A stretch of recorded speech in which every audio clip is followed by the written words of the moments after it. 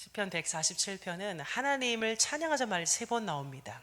1절, 7절, 12절 이렇게 3번 나오면서 그 찬양의 이유에 대해서도 3가지로 말씀을 하는데 오늘은 2번째까지만 말씀을 제가 드려보려고 합니다.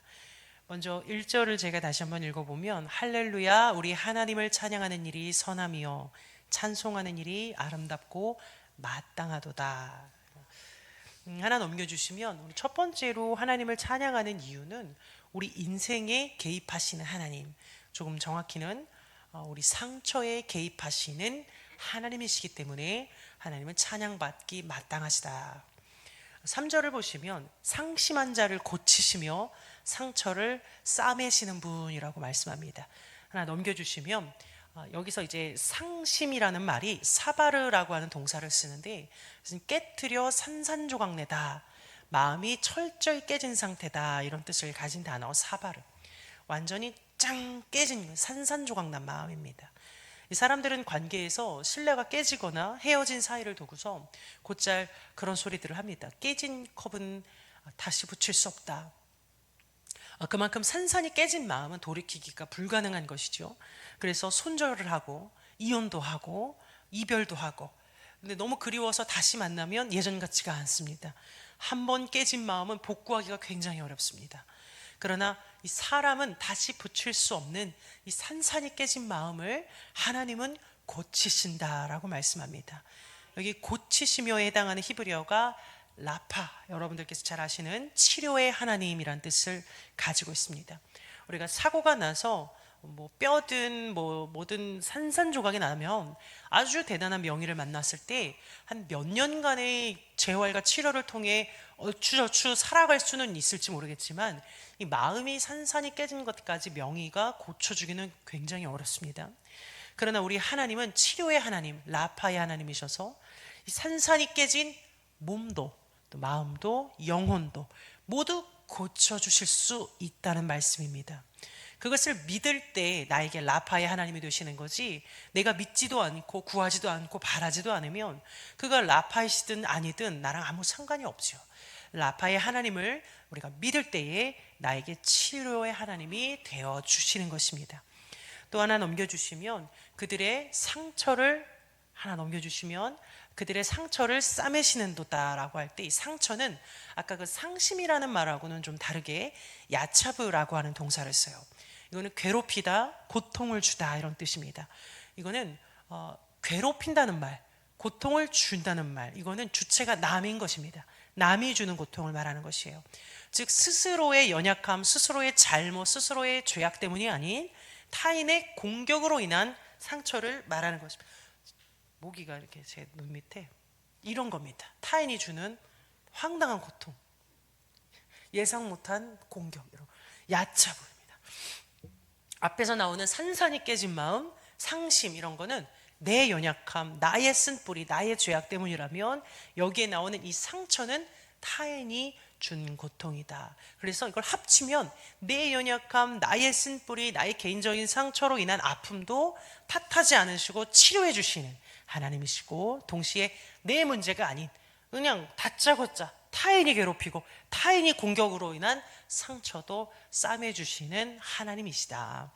그런데 여기서 우리가 유념하여 볼 것은 나의 개인적인 상처로 인한 이 상심한 마음은 고친다라는 표현을 쓰고, 타인이 준 공격으로 인한 상처에는 싸맨다라는 표현을 씁니다.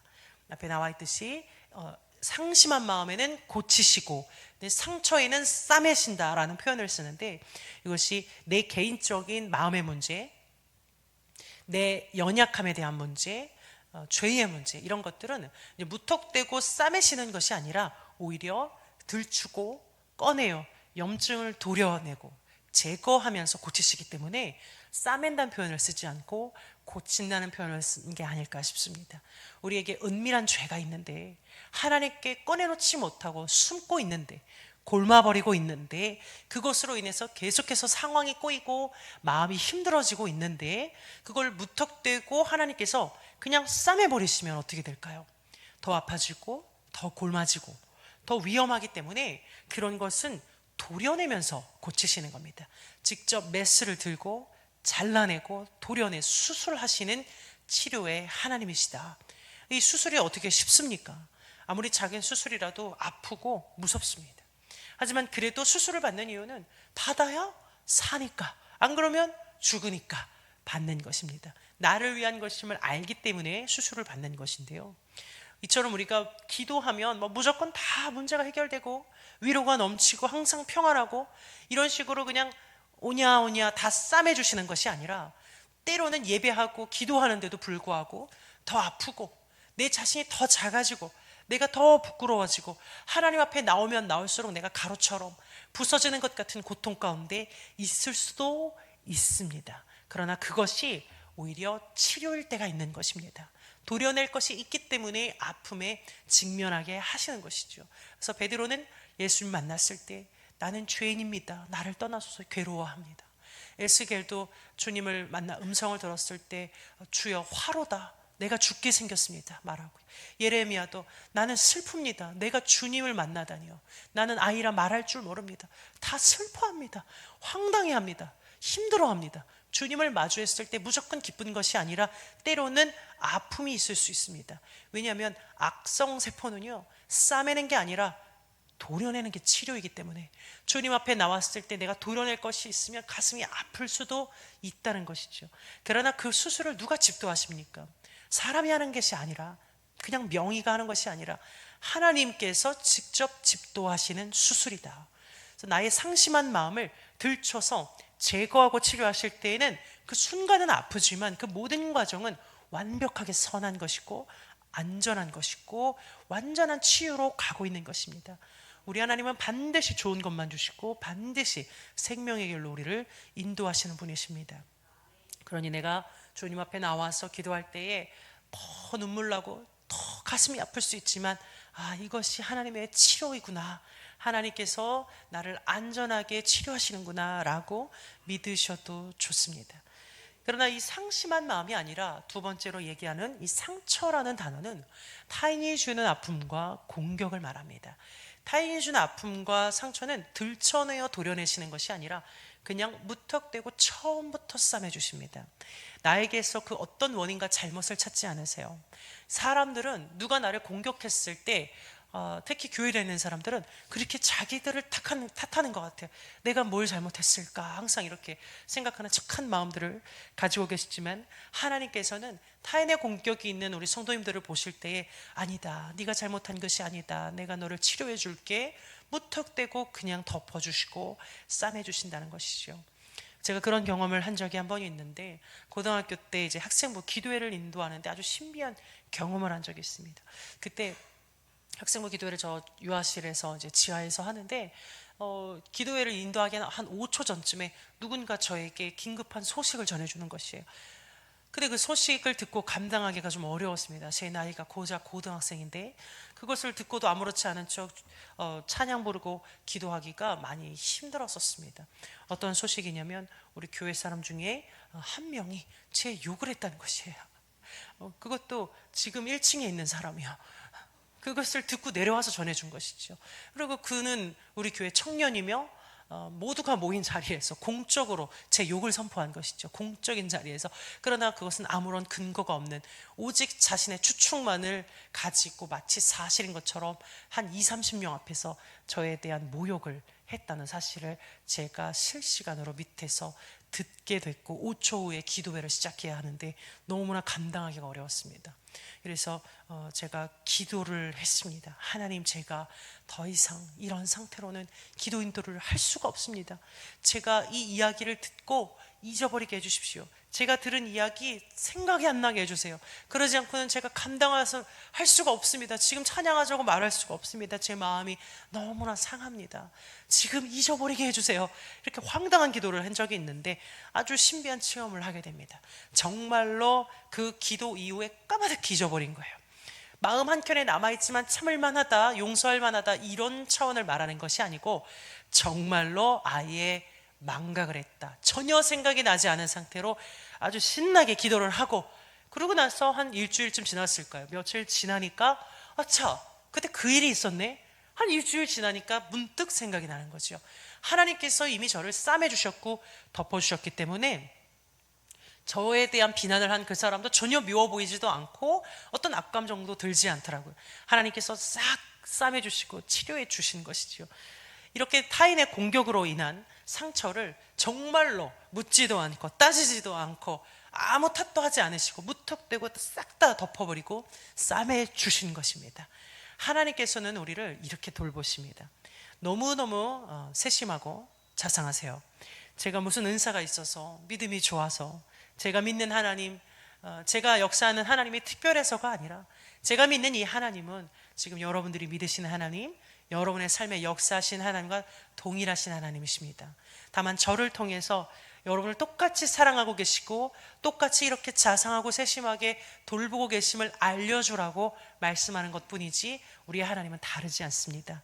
하나님께서 여러분들을 얼마나 특별하게 사랑하시는지 한번 숙고해 보시기를 바랍니다. 우리 하나님이 이토록 세심하시다는 사실을 다음 구절에도 알 수가 있는데 4절을 보시면 이렇게 나와 있어요. 4절에 그가 별들의 수효를 세시고 그것들을 다 이름대로 부르신다. 하늘의 별이 바다의 모래보다 많다는 것을 아시죠? 근데 그 별의 수효를 다 세시고 이름을 붙일 뿐만 아니라 이름대로 부른다는 것이에요. 얼마나 세심하고 정확하신 분이신가. 그 세심하고 정확하신 하나님이 과연 내 마음에 있는 상처, 산산이 깨진 마음, 상심한 마음 과연 모르실까? 너무너무 정확히 알고 계신다는 거예요. 정확히 알고 계신다는 것은 정확히 치료하시고 정확히 고쳐주신다는 뜻입니다.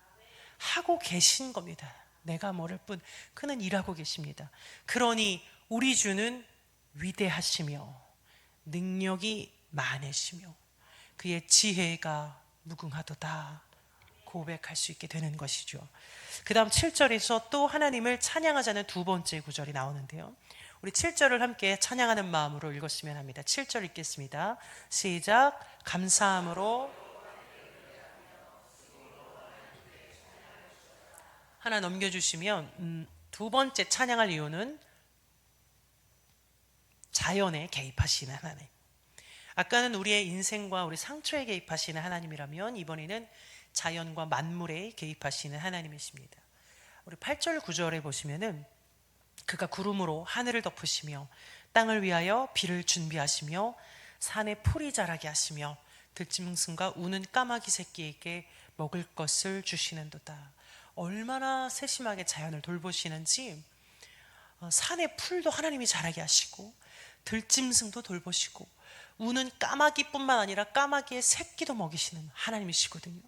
우리가 사는 이 세상에 그냥 돌아가는 것 같지만 모두 하나님이 개입하셔서 주관하시고 다스리고 계신 것임을 우리는 알고 그분을 찬양해야 하는 것입니다. 이 까마귀 새끼의 먹이도 구해주시는 하나님께서 여기 앉아 하나님을 찬양하고 예배하는 한 분 한 분의 인생을 어떻게 돌보지 않으실까? 까마귀의 새끼도 돌보시는데 어떻게 내 새끼는 안 돌보실까? 우리가 하나님 앞에서 얼마나 귀한지, 이름 하나 부르기도 얼마나 아끼고 아깝게 부르시는지를 여러분이 받는 이 맞춤 케어와 돌봄을 한번 생각을 해보시기를 바랍니다. 정말 큰 사랑으로 한 분 한 분을 돌보고 계십니다. 우리를 돌보시는 분은 사람이 아니라 하나님이세요. 이 사실을 잊어버리거나 믿지 못한다면 우리는 어떻게 되냐면요, 우리는 우리 스스로 자신을 돌보려고 합니다. 그래서 우리의 힘을 키우려고 합니다. 내 지혜로, 내 방법으로 확장시키려고 하죠. 혹은 다른 사람으로 하여금 나를 돌보라고 합니다. 그래서 다른 사람을 의지하고 추앙합니다. 하나님보다 더 말이죠. 그래서 하나님이 나를 돌보신다는 걸 믿지 않으면 내가 내 힘을 키우거나 다른 사람에게 나를 돌보라고 하는 것이에요. 계속 의지하는 것이에요. 그러나 하나님은 힘이 센 자를 기뻐하지 않으신다 라고 10절에 말씀하고 있습니다. 우리 10절을 함께 읽어보겠습니다. 10절 시작. 여호와는 말에 힘이 세다 하여 기뻐하지 아니하시며 사람의 다리가 억세다 하여 기뻐하지 아니하시고, 여기서 이 말의 힘이라는 것은 이 말이 아니고 토크가 아니고 홀스, 말. 하나 넘겨주시면 새 번역으로 제가 10절, 11절을 한번 읽어보겠습니다. 새 번역으로 주님은 힘센 준말을 좋아하지 않으시고 빨리 달리는 힘센 다리를 가진 사람도 반기지 아니하신다. 주님은 오직 당신을 경외하는 사람과 당신의 한결같은 사랑을 기다리는 사람을 좋아하신다. 한결같은 사랑을 기다리는 사람. 그 사이에 준마 안 찾고 힘 안 키우고 주님 사랑 기다리는 사람. 내 다리든 내가 타는 준마의 다리든, 내가 타는 준마의 다리라는 것은 외부의 힘을 말하죠. 내 다리는 내 힘, 말의 다리는 외부의 힘. 내 힘이든 외부의 힘이든 그런 힘을 가진 사람을 기뻐하지 아니하시고 반기지 아니하신다. 왜냐하면 힘 자체가 죄악이라서가 아니라 힘이 있잖아요. 그러면 하나님의 이 세심한 돌보심을 느낄 기회가 없을 뿐더러 찾지도 않습니다. 그렇기 때문에 기뻐하지 않으신다. 세상은 우리에게 강해지라고 가르칩니다. 멘탈을 키워라, 마음을 강하게 가져라, 강해지라고 하는데 성경은 우리에게 약해지라고 가르칩니다. 하나 넘겨주시면 고린도후서 12장에 이렇게 말씀합니다. 나에게 이르시기를, 앞에 있습니다. 내 은혜가 내게 족하도다. 이는 내 능력이 약한 데서 온전하여 짐이라 하신지라. 그러므로 도리어 크게 기뻐함으로 나의 여러 약한 것들에 대하여 자랑하리니 이는 그리스도의 능력이 내게 머물게 하려 함이라. 그러므로 내가 그리스도를 위하여 약한 것들과 능욕과 궁핍과 박해와 곤고를 기뻐하노니 이는 내가 약한 그때의 강함이라. 약할 때 온전하여지고 약할 때 크게 기뻐하는 이유는, 약한 것이 자랑이 되는 이유는 그리스도의 능력이, 하나님의 강함이 내 능력이 되고 내 강함이 될 수 있기 때문이에요. 그래서 모든 약한 것들, 능욕, 궁핍, 박해, 곤고, 이 말이 쉽지 얼마나 최악의 상황입니까? 그때 하나님이 내 강함 되어 주시기 때문에 이것은 내 자랑이다, 이렇게 이야기하는 것입니다. 그래서 성경은 우리에게 약해지라고 말해요. 약할 때 가장 강하거든요. 약해야만 하나님의 강함이 내 강함이 되어 주셔서 가장 강해지는 순간이 되기 때문에 약해지라고 말하는 것입니다. 제 별명 중에 이제 바보라고 있습니다. 바보. 예수밖에 모르는 바보, 이런 좋은 뜻이면 너무나 좋겠지만은 그런 뜻이 아니면 너무나 안타깝게도 정말 순수 바보인데 이런 별명을 갖기가 쉽지는 않습니다. 어디 친구들 사이에서 보통 부족하지 않으면 바보라는 별명을 붙이겠어요. 그러니까 제가 상당히 떨어지는 어떤 한 축이 있어요. 다 그런 건 아닌데 어떻게 저는 잘 모르겠지만 주변에서 이야기하는 굉장히 부족한 어떤 한 부분이 있습니다. 어릴 때 교회에서 뭔가 이제 일을 시킬 때 아무도 저에게 일을 안 시키더라고요. 기도인도만 시켜요. 다른 건 아무것도 안 시키고, 뭐 오리고 자르고 이렇게 뭐 준비하고 이런 거 뭐 정리하고 아무도 안 시킵니다. 그럼 어쩌다가 제가 시켜서 하게 되면은 저를 시킨 그 언니는 호되게 혼이 나는 걸 제가 몇 번 봤습니다. 아니, 제가 실수했는데, 저는 실수를 안 한 적은 거의 없거든요. 근데 제가 잘못했는데 저를 시킨 그 언니를 불러서, 너 누가 이거 예랑이한테 시켰어? 너 교회를 하루 이틀 하니? 쟤한테 이걸 시키면 어떡하니? 제가 옆에 있는데도 저를 혼내는 게 아니라 옆에 저를 시킨 언니를 혼을 내는 걸 보면서 뭔가 이상하다, 뭔가 잘못됐다. 저는 혼나본 적은 없습니다. 언니들이 혼이 나요. 그렇게 무섭게 이렇게 혼이 납니다. 저를 시켰다는 이유로. 뭔가 이상하죠. 얼마 전에도 제가 이제 친구가 시부상을 당해가지고 장례식을 갔는데 거기 신우가 좀 있어요. 많아요. 그래서 제가 신우들 앞에서 친구 기를 좀 살려주겠다고 제가 이제 부족한 면을 다 감추고 정장을 쫙 빼입고 화장도 싹 하고 멋있게 하고 갔습니다. 이 며느리도 이만한 친구 있다 보여주려고 제가 이제 기를 살려주려고 이렇게 딱 갔는데 정말 허리 꼿꼿이 세우고 이렇게 비즈니스 미소를 지으면서 악수 다 하고 기도도 하고 이렇게 신우들하고 대화도 다 나누고, 그런 친구가 어디 있습니까? 처음 보는 신우 앞에서 다 하고 돌아서 나오는데 양말에 구멍이 나 있고 바지 지퍼가 내려가 있다는 것을 제가 나갈 때 알았어요. 친구한테 두 손 잡고 미안하다. 내가 너 기를 살려주려고 했는데 이렇게 기를 죽일 수가 있냐. 그랬더니 친구가 하나도 놀랍지 않다는 표정으로 뭐 별일이 있었냐는 듯이 원래 그렇지 않냐. 다 압니다. 제가 그런 사람인 거를.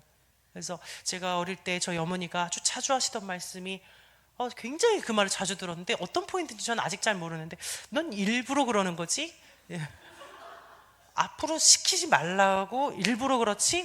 무슨 말일까? 잘 이해를 못했는데 지금도 잘 모릅니다. 근데 결혼을 하고 저랑 같이 사는 분이 똑같은 말을 넌 일부러 그러는 거지? 이 말을 지금도 며칠 전에도 넌 일부러 그러는 거지?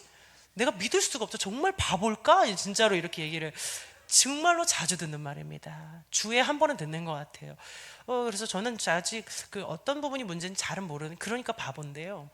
뇌에서 한 부분이 이제 회색지대가 있는 것 같아요. 주름이 약간 펴졌거나 뇌주름이 그런 생각이 좀 들기도 합니다. 아직도 잘은 모르는데 게다가 이제 몸은 또 굉장히 약해가지고 주변에서 자기가 너무 아프대요. 그래서 이야기를 해보면 하소연을 제가 다 들어줍니다. 듣고 보니까 나보다 덜 아파. 제가 더 아파요. 그리고 말은 안 하지요. 제가 이번 주에도 병원에 가서 수액을 맞고 온 사람이에요. 몸살, 오한, 인후염으로 굉장히 어지럽고 몸살기가 여전히 있습니다. 믿기지 않으시겠죠? 지난 금요일에 예배 오신 분들은 알겠지만 제가 그렇게 소리 지르면서 기도 인도를 해놓고 이제 와서 인후염이라니. 인후염이었습니다. 다 주의 은혜로 피를 느끼면서 하는 겁니다. 목에서 피가 나도록 하는 것이에요. 이렇게 제가 약합니다. 그런 걸 보면 정말 저라는 사람이 한 구석이라도 제대로 된 게 있는가, 내가 예수를 안 믿었으면 뭐였을까, 이런 생각을 합니다. 그런 생각을 저만 하는 게 아니라 저랑 친하게 지내는 분들은 저에게 다 하는 말입니다. 너는 예수를 안 믿었으면 어쩔 뻔했을까? 이런 이야기를 자주 합니다. 저는 그렇게 삽니다. 저는 그렇게 삽니다. 그리고 그런 제 자신이 너무 다행이라고 생각합니다. 제가 조금이라도 잘나질 것 같으면 너무 거북스럽습니다. 내가 잘해서 잘됐다라는 생각이 들 것 같으면 너무 두렵습니다. 싫어요. 저는 아무런 힘이 없어요. 제가 가지고 있는 것, 이룬 것들은 절대 저의 능력으로 이룬 것이 없습니다. 오직 하나님의 은혜라는 것이 저의 약함으로 증명됩니다. 지금도 제게 주신 것이 제 것이 아니라 하나님께서 아주 잠깐 필요에 의해서 주신 것이라는 것을 알고 있기 때문에 어느 날 여기까지다, 그만하면 잘 썼다, 가져가시면 제게 남는 게 아무것도 없다는 것을 잘 알고 있습니다. 주신 날들 동안에만 쓰고 사는 것이지 주를 위해서 가져가시면 거기까지다, 이런 마음으로 그냥 삽니다. 어느 날은 제가 전혀 무능한 사람이 되어 있을 수도 있겠지요. 가져가신다면. 하나님의 은혜, 하나님의 능력이 아니면 저는 정말로 껍데기밖에 없다는 것을, 정말로 바보라는 것을, 병든 사람이라는 것을 잊지 않아요. 그렇다면 제 영혼은 깨끗한가? 믿음은 훌륭한가? 아닙니다. 죄인 중에 괴수. 듣기 좋은 말이 아니라, 그냥 사도 바울 코스프레 하는 게 아니라 정말로 저는 죄인 중에 괴수입니다. 제가 뭔 죄를 지었는지 여기서 말을 할 수 없을 뿐, 전 정말 괴수, 용서받을 수 없는 사람. 믿음은 날마다 연약해서 매일 기도하지 않으면 꼬꾸라집니다. 저 믿음의 부자 아닙니다. 일용할 양식 구하면서 살아요. 하루라도 기도하지 않고 찬양하지 않으면 그냥 꼬꾸라지는 사람, 그냥 그 정도밖에 안 되는 사람입니다. 그래서 그 약함이 저의 자랑입니다. 하나님을 찾잖아요. 없으면 안 되는 거 알잖아요. 하나님은 원래 강하신 분이지 내가 약해져야만 그가 강해지시는 건 아닙니다. 하나님의 강함은 절대값이라서 내가 약하든지 강하든지 내 존재에 따라 어떤 요인에 따라서 달라지는 상대적인 강함은 아닙니다. 변함없는 절대값으로 그는 강하신 분입니다. 그러나 내가 약해질 때 비로소 하나님은 강하셨구나, 나는 그가 없이는 살 수가 없구나 라는 것을 내가 약해져야만 깨달을 수 있기 때문에 약해지라는 것이에요. 내가 약하든 강하든 그는 강하세요. 다만 내가 약해야 그걸 알 수 있기 때문에 약해지라는 것이다. 그러니 하나님은 힘센 준말을 기뻐하지 않는다. 내 다리에 힘이 센 자를 반기지 아니하신다. 그는 믿음이 성장할 수 없거든요. 그는 하나님을 의지할 수 없어요. 그는 기도를 많이 하지 않습니다. 그는 하나님의 역사를 볼 수가 없습니다. 나의 힘을 다 빼고 하나님의 힘으로 살아보시길 바랍니다. 그럼 하나님은 어떤 사람을 기뻐하시는가? 힘센 자를 기뻐하지 않으신다고 했는데, 그러면 과연 어떤 사람을 기뻐하시는가? 11절을 하나 넘겨주시면 화면에 있는데요, 함께 읽어보도록 하겠습니다. 11절 함께 시작. 여호와는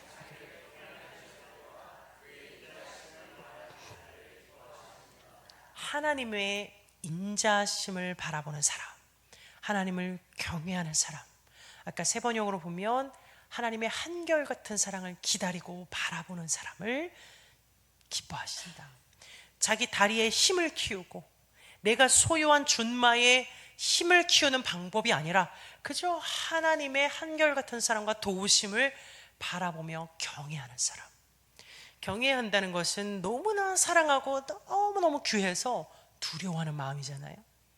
하나님과 멀어지는 게 두렵고, 그분의 마음을 아프게 하는 게 두렵고, 죄 지을까 봐 두렵고, 그러한 두려운 마음으로 하나님만을 가까이 하십시오.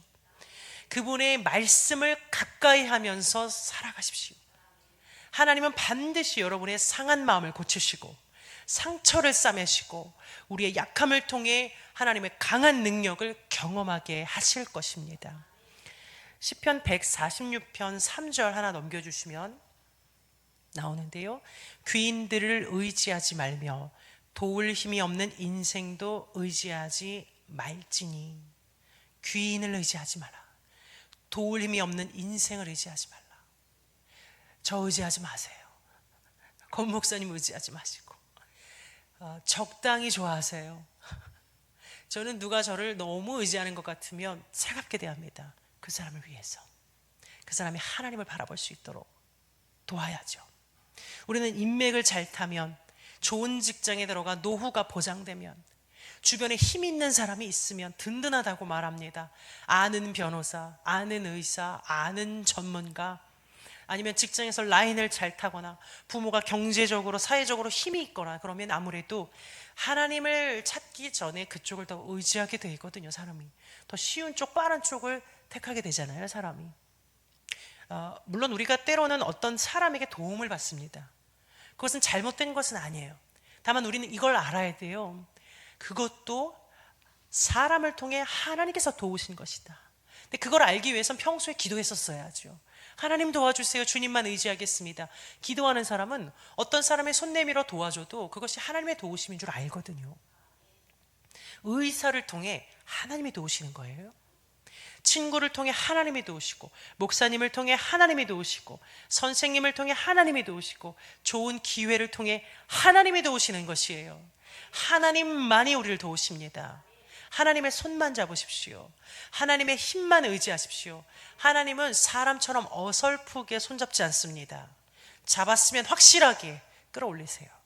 의로운 오른손으로 그걸 잡으세요. 제가 둘째 아이를 임신했었을 때 교통사고가 난 적이 있어요. 그때 제가 학생부 전도사였는데 이렇게 혼자서 이렇게 다 감당을 해야 되다 보니까 좀 바빴습니다. 세신자들이 많이 있었어요. 걔네들을 다 제 차로 데려다 주고 돌아와서 기존의 학생들과 기도회를 인도해야 됩니다. 그러니까 시간이 너무 빠듯하고 바쁜 거죠. 마음이 급하니까 얼른 데려다 주고 돌아오는 길에 걔네들이 가버릴까 봐, 기도 안 하고 가버릴까 봐 밟았습니다. 애들을 내려다 주고 저 혼자 돌아오는 길에, 교회로 돌아가는 길에 지금도 천재 유황탕을 보면 가슴이 아픈데요, 천재 유황탕 앞에서 빗길에 브레이크를 밟았다가 앞에 신호대기하고 있던 SUV를 크게 박았죠. 저는 모닝이잖아요. 그래서 그 차는 멀쩡하고 제 차는 앞이 이렇게 찌그러지고 연기가 폴폴 나게 되었습니다. 그리고 저는 임산부였지만 몸은 다치지 않았어요. 이제 머리가 돌아가기 시작하는 거죠. 그때부터 어떻게 해야지 이 상황을 벗어날 수 있을까. 주님을 찾았어야 되는데 그러지 못하고, 그래서 내릴 때부터 이제 배를 내밀고 내리는 것이죠. 그 사람은 뒷목을 잡고 내렸지만 제가 배를 내밀고 내리는 순간에 모든 상황이 종료되는 것이에요. 저는 임산부니까. 제가 사고가 났다고 막 놀라는 스타일은 아닌데 수리비 때문에 많이 놀랐습니다. 전 재산이 130만 원밖에 안 됐을 때 수리비가 112만 원이 나왔으니 수리를 하고 나면 18만 원밖에 남지 않은, 우리 자녀가 둘인데 분유값도 한 달을 버티지 못하는 그런 상황이 된 것이고, 저는 자차 보험을 들지 않았었어요. 그것도 돈이 없어 못 든 거죠. 그래서 이 차를 수리하고 나면 돈이 20만 원도 채 남지 않습니다. 너무 억울했습니다. 제가 놀러 갔다 온 것도 아니고 혼자서 이리 뛰고 저리 뛰고, 내가 언제 불평한 적 한 번 있었나. 감사함으로 열정적으로 사역하다가 그것도 빗길에 차가 안 좋아서 미끄러졌는데, 내가 좀 고급 차를 끌었더라면 브레이크 잡혔을 텐데 하면서 모든 것이 너무나 난감하고 억울했습니다. 그렇지만 물론 그 순간에도 하나님은 선하시니까 나한테 이런 일이 일어난 이유가 있을 거야 라고 믿었지만은, 그래도 고난은 고난이고 거지는 거지니까 마음이 너무 힘든 것은 어쩔 수가 없었습니다. 그래서 이렇게 있을 수는 없다, 뭐라도 해보자 해가지고 이렇게 저렇게 머리를 굴리면서 임산부가 아닌 것처럼 배를 싹 가리고 짧은 치마를 입고 화장을 진하게 하고 공업사에 가서 사장님한테 애교를 부렸어요. 높은 목소리로 사탕 하나를 드리면서 깎아달라고. 너무 비참하고 속이 안 좋았습니다. 할 줄 모르는 걸 해야 되니까요. 112만 원에서 뒤에 12만 원만 빼달라고 사정사정을 해야 했습니다. 수리산 도토리 묵밥집 바로 옆에 있는 공업사, 지금 문을 닫았어요. 그분께서 12만 원을 깎아주지 않고 6만 원만 깎아줬어요. 그래도 감사하지만은 하나도 해결되지 않았어요. 6만 원을 깎으면 뭐합니까? 여전히 거짓입니다. 이걸 어떻게 해야 되나 너무너무 괴로웠어요. 너무너무 괴로웠어요. 그래가지고 이렇게 저렇게 마음이 정리가 안 되니까 내가 뭘 잘못해서 이런 고난이 왔을까, 종이를 꺼내 죄목을 적었습니다. 내가 이 정도의 벌을 받을 만큼, 내가 이런 저주를 받을 만큼 무엇을 잘못했을까 하나하나 적으면서 마음을 정리하는 거, 너무 괴로우니까. 그때 한 7가지의 죄목이 나왔어요. 죄도 많이 지어요. 7개나 죄가 나왔어요. 다행히 뱃속에 아이는 다치지 않았지만 다쳤어도 치료비가 없어요. 빚을 져서 치료해야 됩니다. 왜 이렇게 돈이 없을까요? 제 남편 사례비 40만 원, 저 60만 원, 월에 100법입니다. 100. 그때 부교육자, 전도사, 파트 사역자 그렇게 삽니다. 그때도 걱정 하나 없이 살았지만 정말로 거지가 되니까 어떻게 해야 될 줄 모르겠더라고요. 그래서 이렇게 저렇게 이런저런 방법과 생각들로 제 마음을 막 정리하고 이 괴로움에서 벗어나자 막 해결을 해보려고 했던 저에게 주님은 당신의 시간 속에서 따로 역사하고 계셨고 일하고 계셨더라고요. 그걸 제가 모를 뿐이죠. 그날 오후에 어떤 친구한테 연락이 온 거예요. 원래는 몇 달 전에 보기로 했던 친구인데 서로 스케줄이 안 맞아서 미루다가 하필이면 이번 주에 보기로 약속이 잡혀 있는데, 제가 사고 났다는 소식을 전하게 되고서 그 친구가 저를 만나서 자기가 원래 헌금하려고 했던 이 100만 원이 있었는데 50만 원만 헌금하고 50만 원 저를 지원해 주겠다는 거예요. 갑자기. 이게 쉽습니까? 어차피 이 100만 원은 자기가 다 드리려고 했었던 거니까 상관없다 이거죠. 그래서 전 50만 원을 받았어요. 너무 감사하죠. 하지만 그래도 많이 부족합니다. 바로 다음 날이었어요. 50만 원을 받은 바로 다음 날, 예전에 신학교를 같이 다니던 별로 안 친한 언니에게, 말도 몇 번 안 해본 언니, 밥도 한 번 같이 안 먹어봤어요. 갑자기 전화가 와요. 제가 날짜가 10월 2일이었거든요. 사고 난 날짜가 10월 2일에 100% 제 과실입니다. 그 차가 서 있었기 때문에. 선차를 박으면 박은 차가 100% 과실인데요. 제가 이제 100% 과실이면서 보상을 다 해줘야 되고 몸은 다치지 않았어요. 하지만 그 언니는요, 제가 다친 10월 2일 바로 다음 날인 10월 3일에 사고가 났는데 100% 상대방의 과실이면서 몸이 다치지 않았어요. 그래서 자기는 필요하지 않은 과분한 보상을 받았다는 거예요. 상대방으로부터. 그래서 그 돈을 놓고 기도하는 중에, 하나님이 갑자기 나에게 이런 돈을 왜 주셨을까?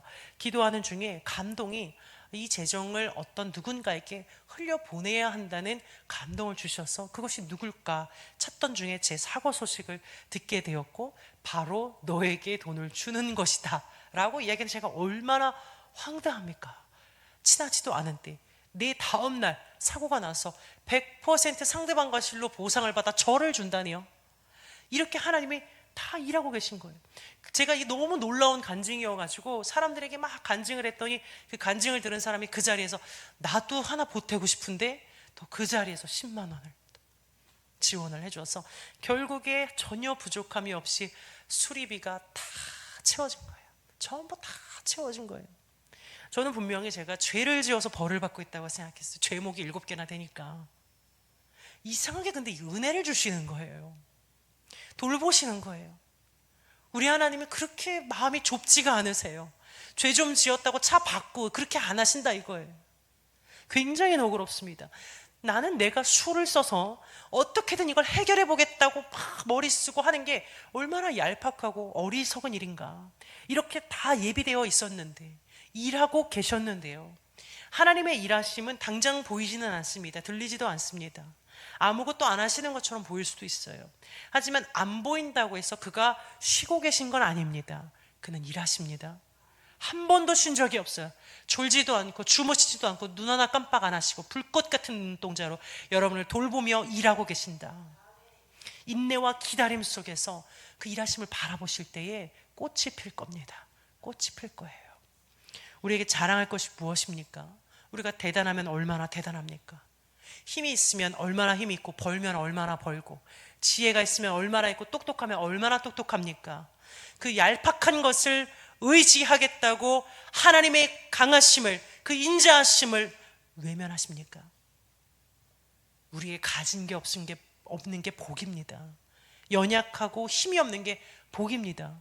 제 통장에 130만 원 있는 게 복입니다. 1300만 원 있었어 봐요. 기도 하나, 회개 하나, 아무것도 안 하고 지불하겠죠. 연약한 게 복이다. 까마귀 새끼에게도 먹이를 주시는 하나님께서 여러분의 삶과 죽음과 가정과 몸과 마음과 상처까지도 다 돌보시고 치료하고 계심을 믿으십시오.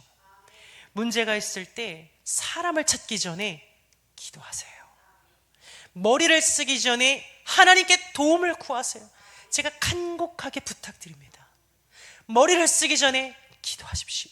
사람의 손을 잡기 전에 하나님의 의로우신 오른손을 잡으십시오. 그가 강한 힘으로 우리를 일으켜 세우십니다. 기도 없는 기적을 경험하지 마십시오. 하나도 기쁜 일이 아닙니다. 기도 없이 잘된 일 하나도 기쁜 일이 아닙니다. 빠른 길, 쉬운 길을 선택하지 마시고 옳은 길, 진리의 길, 선한 길을 택하십시오. 그것은 바로 내 다리에 힘을 빼는 것이에요. 내가 타는 준말을 의지하지 않는 것이에요. 하나님께 올라타는 것입니다. 그의 손을 붙잡는 것입니다. 하나님께서 내 삶을 마음껏 쥐고 흔드시도록 내어 맡기십시오. 놀라운 일들을 그때부터 경험하게 되실 것입니다. 함께 찬양하고 기도하겠습니다.